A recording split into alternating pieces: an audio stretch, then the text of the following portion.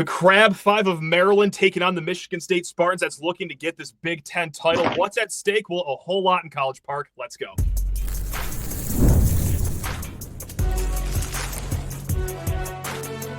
You are Locked On College Crossover, part of the Locked On Podcast Network. Your team every day. Today's crossover episode of Locked On Spartans and Locked On Terps is brought to you by FanDuel. Right now, new FanDuel customers can get $150 in bonus bets if you win that first $5 bet. Spartan friends, Spartan family, Maryland Nation. Again, guys, crossover episode, but we've done this a few times, haven't we, Trey? We have. And I think they always go pretty well for the most part. So hopefully it's going to be another 30 minutes of, a good preview. And yeah, it's not just the basketball game we're going to talk about. We're going to look way into the future, because we don't just face each other in the football season. We're saving that game for the last week. That's right. Always save your premier matchups for the very end of the season, Trey, as they say.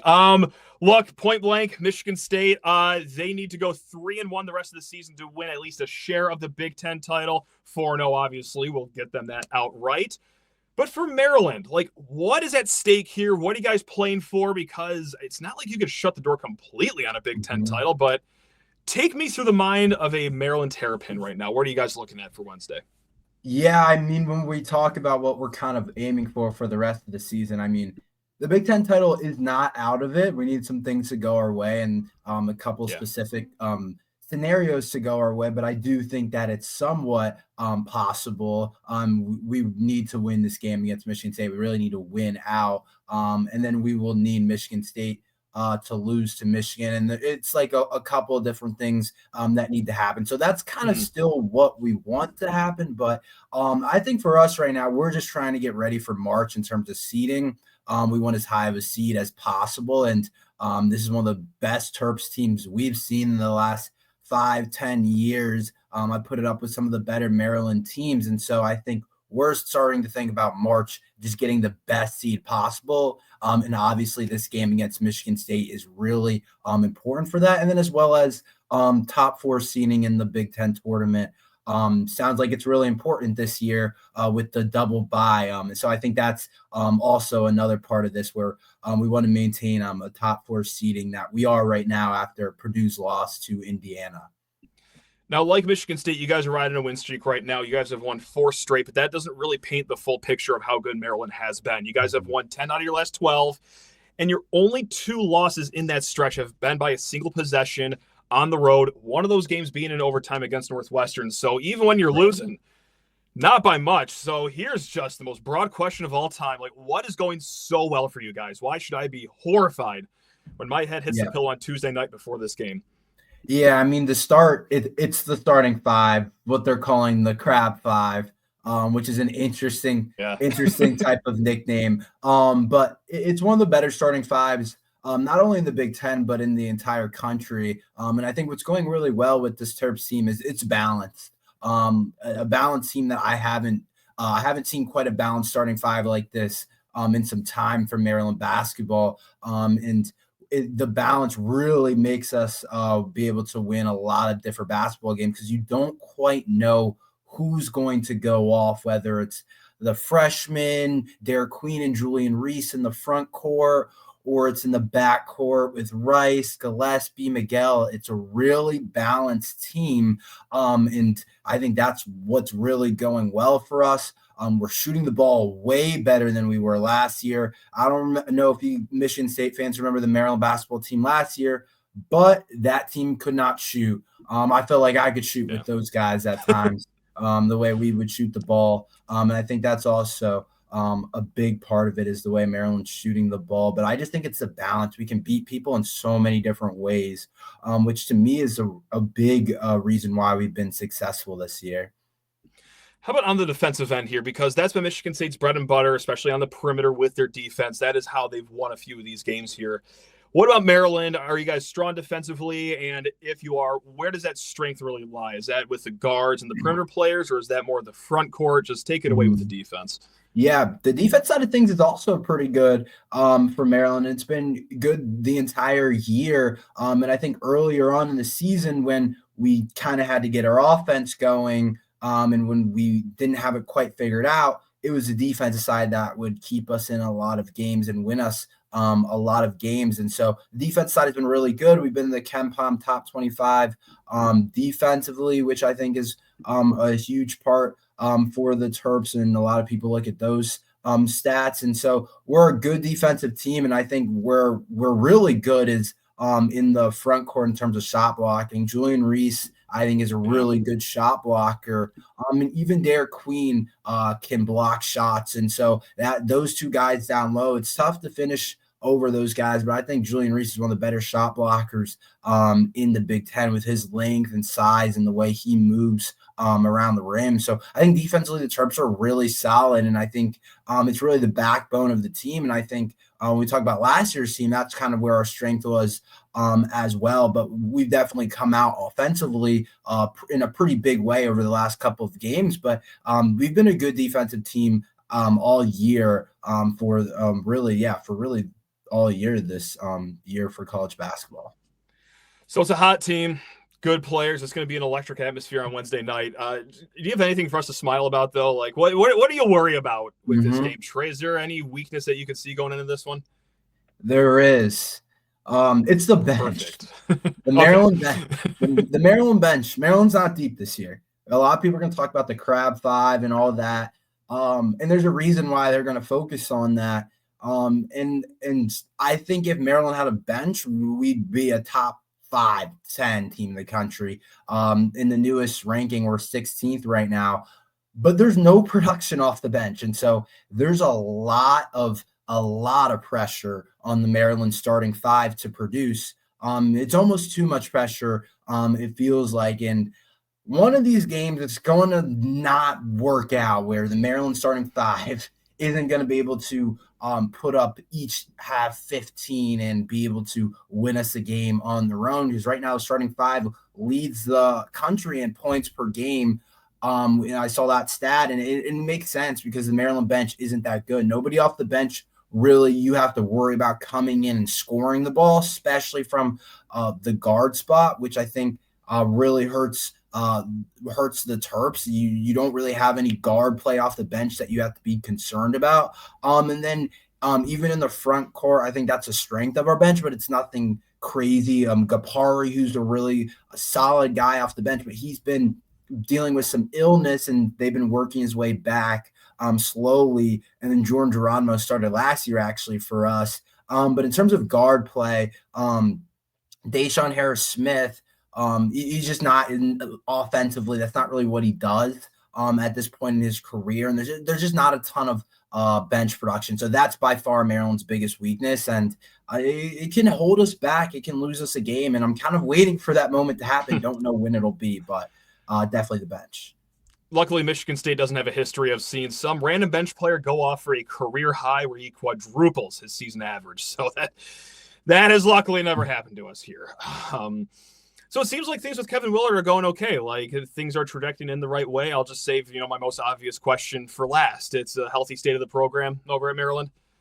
Yeah, definitely. I think this year's really put us in a healthy spot. I think last year it wasn't in the best spot just based off of how last year went. And I think we just didn't have the roster that we needed. And a lot of people thought we did. It was like preseason. We were a top-ish team in the Big Ten. People thought we were a tournament team, but the roster wasn't that good. But I think after this year, people feel really good about where we stand, how Kevin Willard has recruited, how he's kind of put the Maryland program in position to succeed. And we got to remember, year one, Kevin Willard made the tournament. Year two wasn't great. And now we're in year three, and Terps fans feel pretty good about where he is. Unless something goes crazy wrong, we'll be a tournament team again. And tournament team 2 out of your first 3 years, I think, is pretty solid spot for a Maryland program. And so I think the way he's recruited with Derek Queen, even last year's class didn't end up being what we thought it was going to be, but it was a really highly ranked class. And I do think Kevin Willard has done a good job, and I think this program is in a pretty good spot.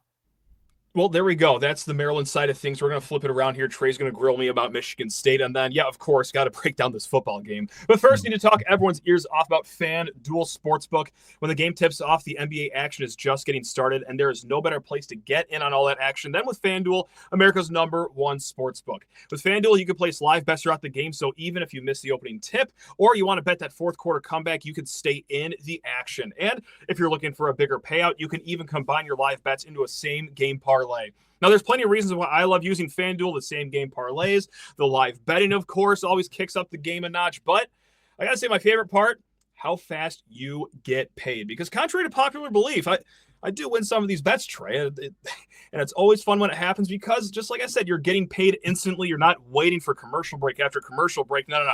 FanDuel takes care of you lickety-split. Right now, new FanDuel customers can get $150 in bonus bets if you win that first $5 bet.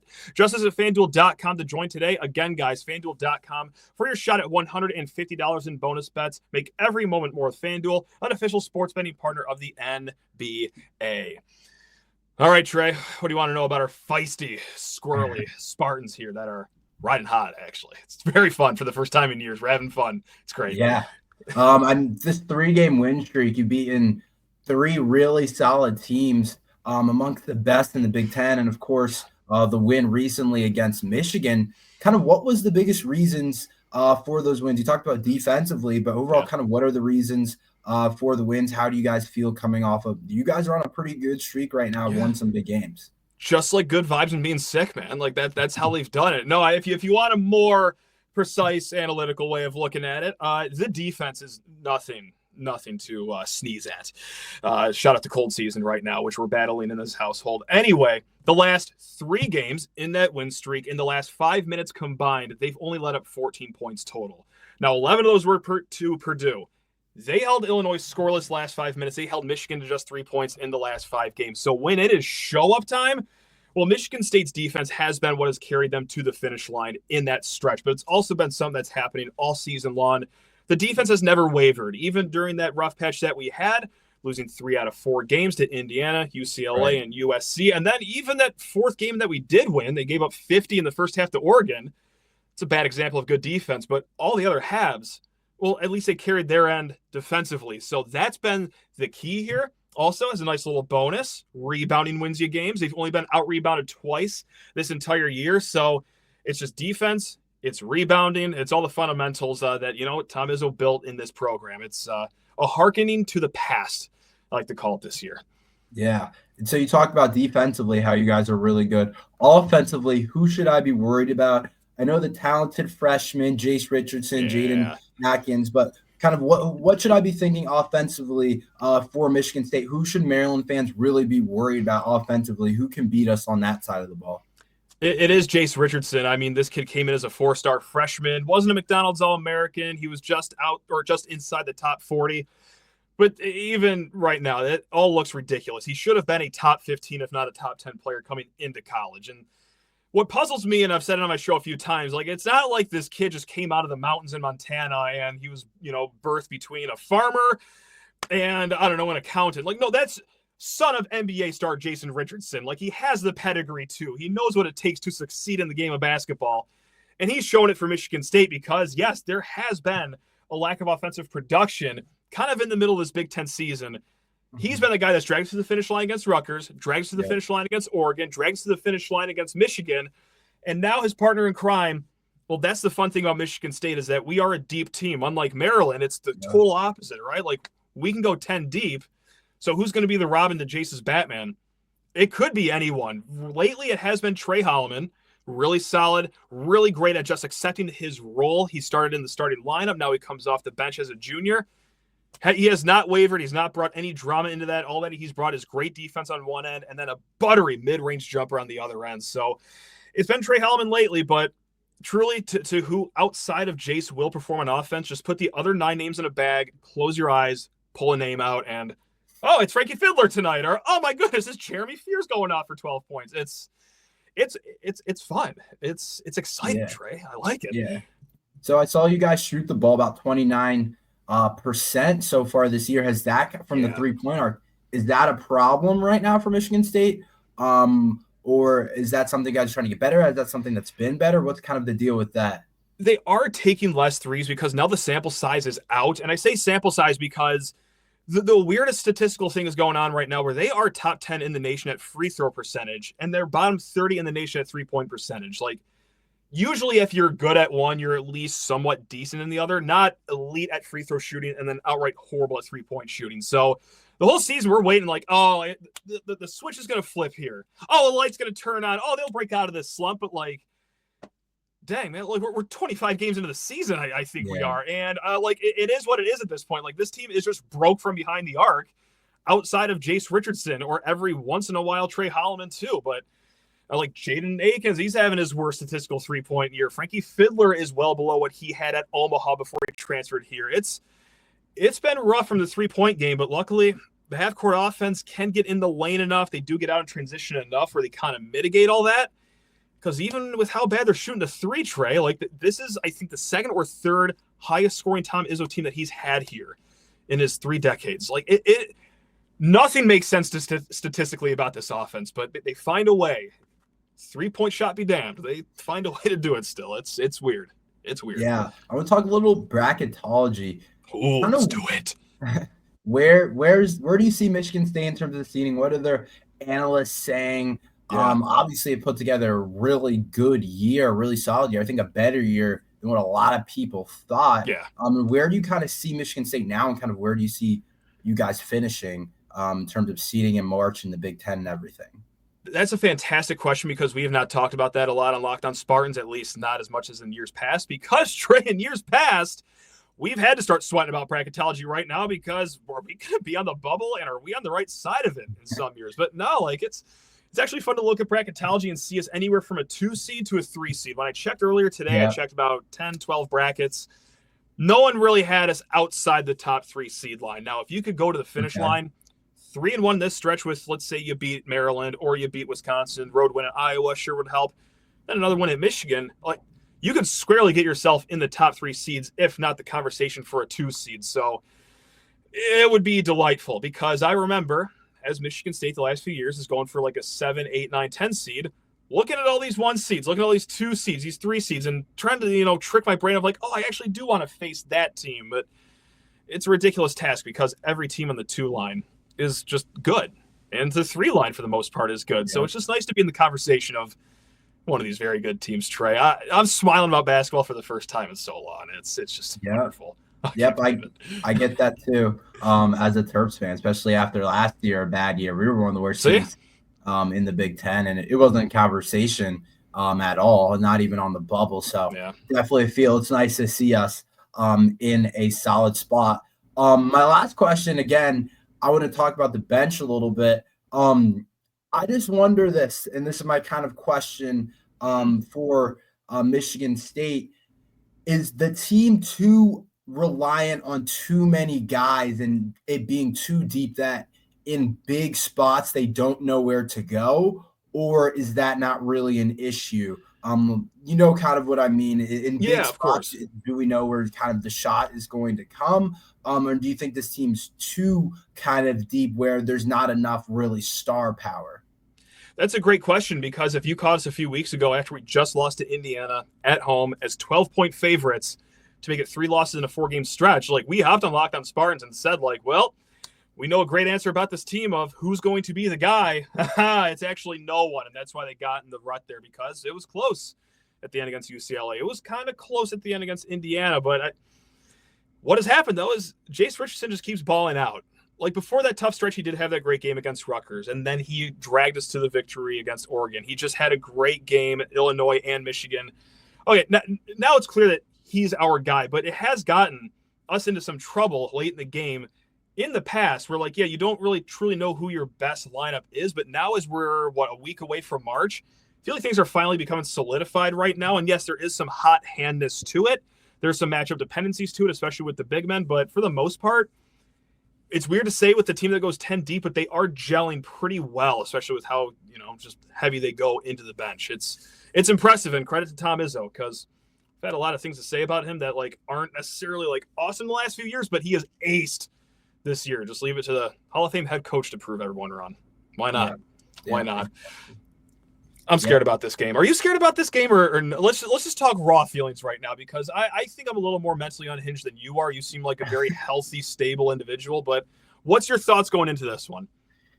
Yeah, I mean, the thoughts for me, one thing, the fact that Maryland plays this game at home, I think is huge. We're just a better team at home, and I think that's one of the biggest points I don't think we've really talked about is the fact that Maryland's playing at home. Kevin Willard has put together a really good home resume, not as much so on the road. So that makes me feel a lot better about it. It's kind of in a weird spot on a Wednesday night. Overall, I do feel solid about it. I feel solid about Maryland. I think we're a little bit better, to be honest. Okay. But I think Michigan State's much deeper. I think it's like two opposite types of teams where it'll be kind of two styles kind of fighting it out in terms of Maryland's going to play their starting five a lot of minutes. Michigan State's going to be more spread out. And that's kind of how I see the game. But I think Maryland has better players at the top and more consistent players. But I just think Michigan State's a lot more spread out. But I feel good about our guys being able to win at home. I'm just so torn on it because, like, on one hand, like this Michigan State streak they're on, like, it's very hard to beat four really good teams in a row, especially getting a third road win in that stretch. But, like, they've done it. Like, they erased that 16-point deficit at Illinois in front of an incredibly hostile atmosphere. They did erase, what was it, an 8 or a 9-point deficit in the first half against Michigan and then won defiantly in the second half. Like, I don't know why I should like ever doubt this team, but then again, like that Maryland Crab Five, man, like those are some ballers over there. So I'm not well right now. This will be a coin toss game, and I wish I could give you like a prediction, but I'm just gonna go with 2.5 hours of stress as my prediction on Wednesday night. So we'll see. Just please beat Michigan when you guys face them on March 5th, if you can, if you don't mind. I just don't want to get greedy here, but Trey, if you could do anything to make that happen, that'd be much appreciated on our end. We will in fact try and do that for sure. Thanks, man. Appreciate it. Really quick, we got to talk about this football game because it's going to kick off before you know it.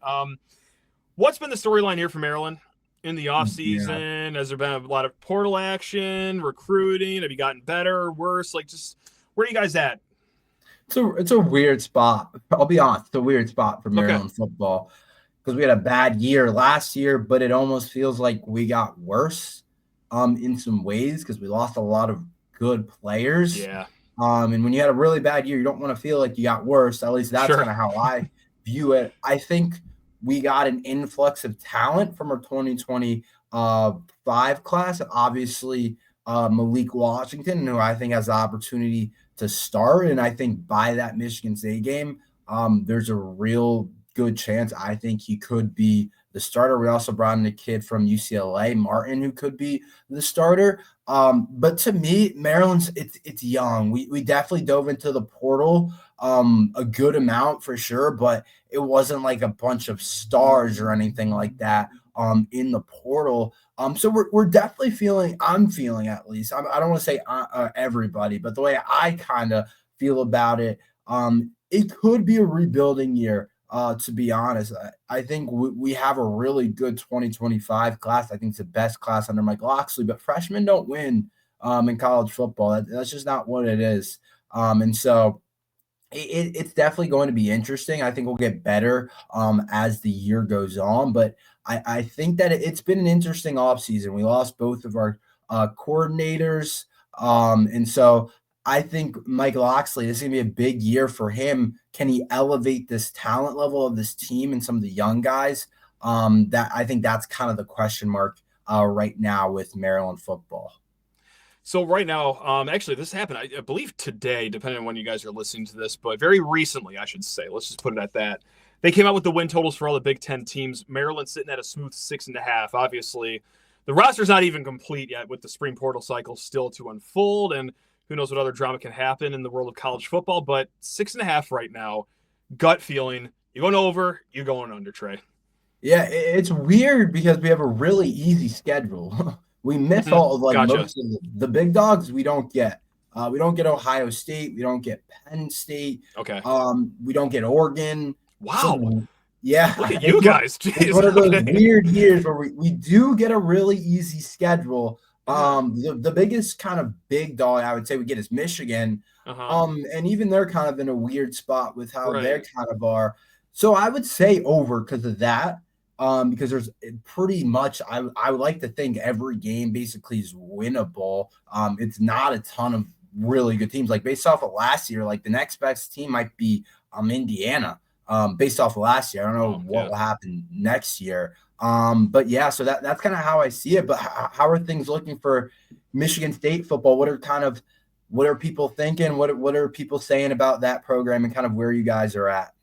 Thinking optimistically about the offense, and we've done a few shows on it, of course. Locked On Spartans fans know this, but like the offensive line, I think we have enough reason to believe we'll take a step up there. We got a really good transfer out of the FCS level, got a really good Power 4 starter out of Wake Forest, so okay.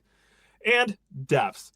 That was like the only silver lining with how many injuries we had on the offensive line last year is that everyone and their cousins get an experience. So now we are deep with experience, if not for nothing else. Outside of that, you got Nick Marsh returning. You got some pretty solid veteran experienced guys that did it at a lower level in that receiver room. So, okay, like you're bolstering everything around Aiden Childs. That's great.